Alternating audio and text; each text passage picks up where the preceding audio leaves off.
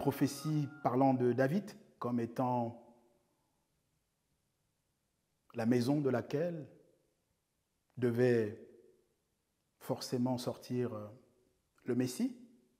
Allons-y. Psaume 132, verset 11 dit: L'Éternel a juré à son serviteur David, et il n'y reviendra point. Après toi, David,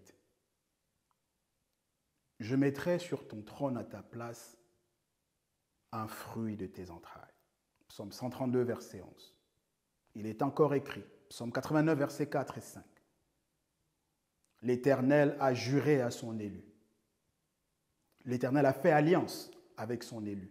Et il a juré à David, son serviteur: j'affermirai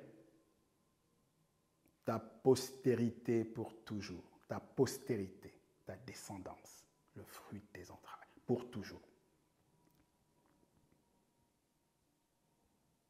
J'établirai ton trône à perpétuité. On est bien là dans le cadre de l'alliance perpétuelle. Mais encore, dans 1 Chronique 28, verset 4, David lui-même confesse que parmi les enfants de Jacob, il a plu à Dieu de choisir Juda pour la royauté. Et que des descendants de Juda, il a plu à Dieu de choisir Isaïe, pas Ésaïe, Isaïe, son père. Que parmi les enfants d'Isaïe, alors même qu'il était le moins que rien, c'est lui, David, que Dieu a voulu pour roi sur Israël à perpétuité. 1 Chronique 28, verset 4. Est-ce que ces prophéties se sont accomplies? Oui. Des preuves? Acte 2, verset 30. C'est Pierre qui parle quand il prend la parole au terme de la chambre haute avec cette effusion du Saint-Esprit. Il dit la chose suivante. David, prophète, savait que Dieu lui avait promis par serment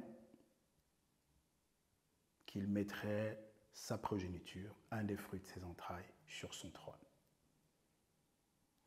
Acte chapitre 13, verset 23. Paul y déclare: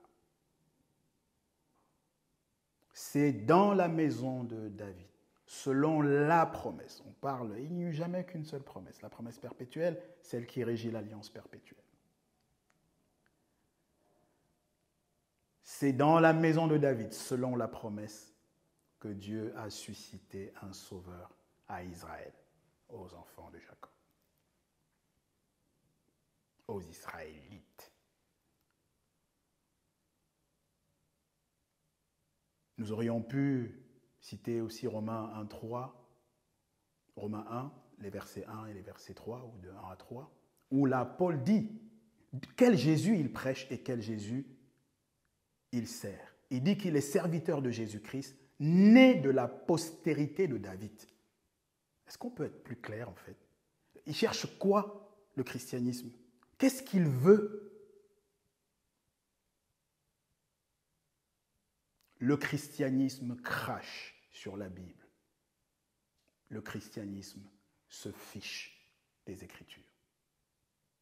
Au contraire des Béréens et en violation de Actes chapitre 17, verset 11, 1 Pierre 1, verset 10, qui nous prescrivent au contraire d'en être des investigateurs, des passionnés, des chercheurs, comme ces prophètes dont nous parlons. Le Jésus-Christ du christianisme ne descend pas de David.